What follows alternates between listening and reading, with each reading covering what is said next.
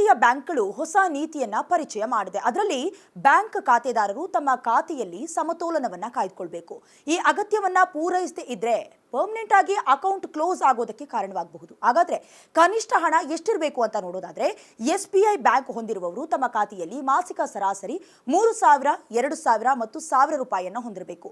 Private bank HDFCಯಲ್ಲಿ metro ನಗರಗಳಲ್ಲಿ ಖಾತೆದಾರರ ಸರಾಸರಿ ಮಾಸಿಕ ಬ್ಯಾಲೆನ್ಸ್ 10,000 ರೂಪಾಯಿ ಆಗಿದ್ರೆ ಸಣ್ಣ ನಗರಗಳಲ್ಲಿ ಈ ಮೊತ್ತವನ್ನ 5,000 ರೂಪಾಯಿ ಇಟ್ಕೊಳ್ಬೇಕು ಅಂತ ಕಡ್ಡಾಯಗೊಳಿಸಲಾಗಿದೆ.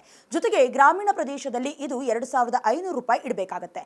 ಮೆಟ್ರೋ ಮತ್ತು ನಗರ ಪ್ರದೇಶಗಳಲ್ಲಿ 10,000 ರೂಪಾಯಿ, ಸಣ್ಣ ಪಟ್ಟಣಗಳಲ್ಲಿ 5,000 ರೂಪಾಯಿ, ಹಾಗೆ ಗ್ರಾಮೀಣ ಪ್ರದೇಶಗಳಲ್ಲಿ 2,000 ರೂಪಾಯಿಗಳ ಕನಿಷ್ಠ ಮೊತ್ತವನ್ನ ಉಳಿತಾಯ ಖಾತೆಯಾಗಿ ICICI ಬ್ಯಾಂಕ್ನಲ್ಲಿ ನಿರ್ವಹಿಸುವುದು ಕಡ್ಡಾಯವಾಗಿರುತ್ತೆ. ಪಂಜಾಬ್ ನ್ಯಾಷನಲ್ ಬ್ಯಾಂಕ್ನಲ್ಲಿ ಉಳಿತಾಯ ಖಾತೆದಾರರು 3 ತಿಂಗಳವರೆಗೂ ರೂಪಾಯಿ 20,000 ಬ್ಯಾಲೆನ್ಸ್ ಅನ್ನ ನಿರ್ವಹಿಸಬೇಕಾಗುತ್ತೆ. ಆದರೆ ಸಣ್ಣ ಪಟ್ಟಣಗಳು ಮತ್ತು ಗ್ರಾಮೀಣ ಪ್ರದೇಶದಲ್ಲಿ ಕನಿಷ್ಠ 10,000 ಅಥವಾ 500 ರೂಪಾಯಿಯನ್ನ ಇಟ್ಕೊಳ್ಳೇಬೇಕಾಗಿರುತ್ತೆ.